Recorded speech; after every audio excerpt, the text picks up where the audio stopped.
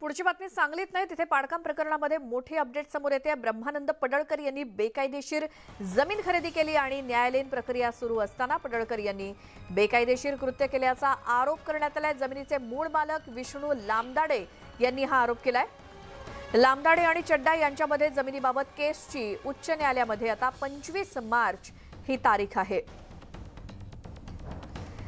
ब्रह्मानंद पडळकर यांच्याकडून बेकायदेशीर जमीन खरेदी करण्यात आली आणि या प्रकरणातले अपडेट जे समोर आले त्याबद्दल अधिक बोलूयात।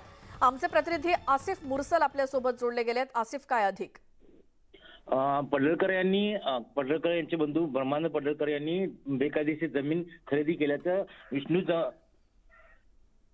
विष्णू लामदाडे यांनी आरोप केलेले आहेत। विष्णू लामदाडे आणि लड्डा यांच्यात या जमिनीसाठी वाद चालू होता आणि या संदर्भात वेगवेगळे कोर्टाकडून, सुप्रीम कोर्ट, हायकोर्ट यांच्याकडून वेगवेगळे निकाल लागलेले आहेत। परंतु लड्डा यांचा मृत्यू झाल्यानंतर पुन्हा एकदा लामदाडे यांनी हायकोर्टात केस दाखल केली आणि या संदर्भात 25 मार्चला सुनावणी होणार होती। परंतु या अगोदरच लड्डा यांच्याकडून ब्रह्मानंद पडळकर यांनी जमीन खरेदी केल्याचं निदर्शनास आलंय आणि लामदाडे यांनी आरोप केलेले आहेत की 25 मार्चला केस असताना सुद्धा बेकायदेशीर त्यांनी जमिनीचा ताब्यात घेण्याचा प्रयत्न केलेला आहे। श्वेता, आसिफ, धन्यवाद या सगळ्या माहितीसाठी। जमिनीचे मूळ मालक जे आहेत लामदाडे यांनी आरोप केलाय की बेकायदेशीररित्या ब्रह्मानंद पडळकर यांनी ही जमीन खरेदी केली आणि पडळकरांनी बेकायदेशीर कृत्य केल्याचा आरोप मूळ जमीन मालकानं केलाय।